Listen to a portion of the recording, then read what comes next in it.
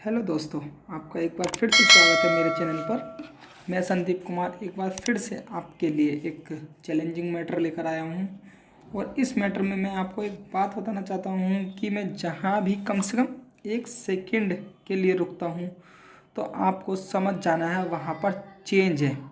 क्योंकि यही नियम आपको आपकी जहां आप शॉर्ट हैंड देने जाएंगे वहां पर भी यही नियम मिलेगा कि वो 1 सेकंड के लिए रुक जाएंगे, तो आपको समझना है कि वहां पर चेंज है। अगर आप ये नहीं समझ पाते हैं तो आपकी कम से कम 2 गलती हो जाएंगी, एक चेंज की और एक टैब की। तो चलिए शुरू करते हैं आज का मैटर। आप सभी तैयार हैं? स्टार्ट। 5 4 3 2 1 स्टार्ट। भारी घाटे में चल रहे सार्वजनिक संचार कंपनियां बीएसएनएल और एमटीएनएल के बारे में सरकार जल्द निर्णय ले सकती है। इसे लेकर प्रधानमंत्री कार्यालय सक्रिय हो गया है। हाल में पीएमओ में इस मुद्दे पर एक उच्च स्तरीय बैठक हुई है, जिसमें संचार मंत्री रविशंकर प्रसाद और वित्त मंत्री निर्मला सीतारमण भी मौजूद थीं। बैठक में तय किया गया है कि इन दोनों संस्थानों को बंद करने और पुनर्जीवित करने के विकल्पों पर विस्तृत रिपोर्ट तैयार की जाए। इन दोनों संस्थानों के घाटे में चलने के कारण कार्मिकों का वेतन दे पाना भी मुश्किल हो रहा है। सरकार की दिक्कत यह है कि अगर इन्हें बंद किया जाता है तो इनमें कार्यरत लाखों कर्मचारियों का क्या किया जाए।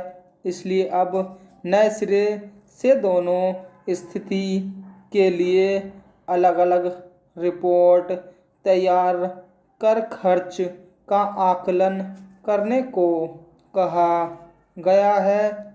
इसके बाद सरकार तय करेगी कि किस दिशा में आगे बढ़ना है।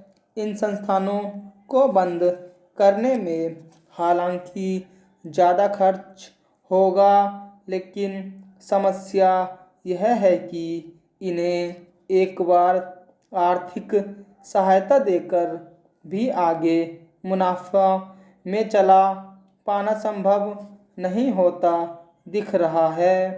सूत्रों का कहना है कि शीर्ष स्तर पर दोनों संस्थानों को लेकर सरकार सक्रिय हो गई है तथा जल्द इस मामले में निर्णय ले लिया जाएगा।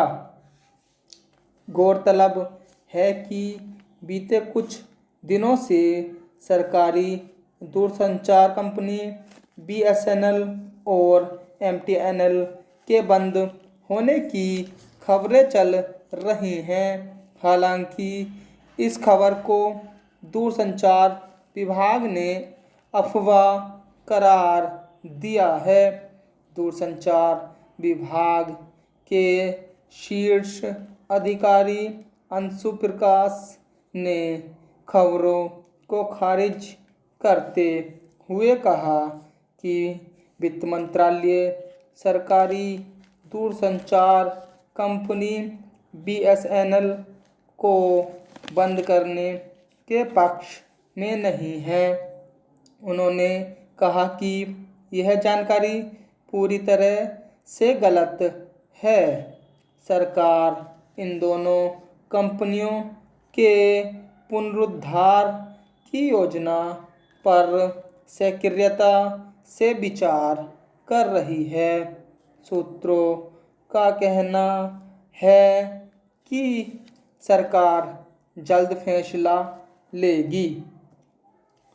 इन दोनों सरकारी कंपनियों में 3 प्रकार के सरकारी कर्मचारी हैं।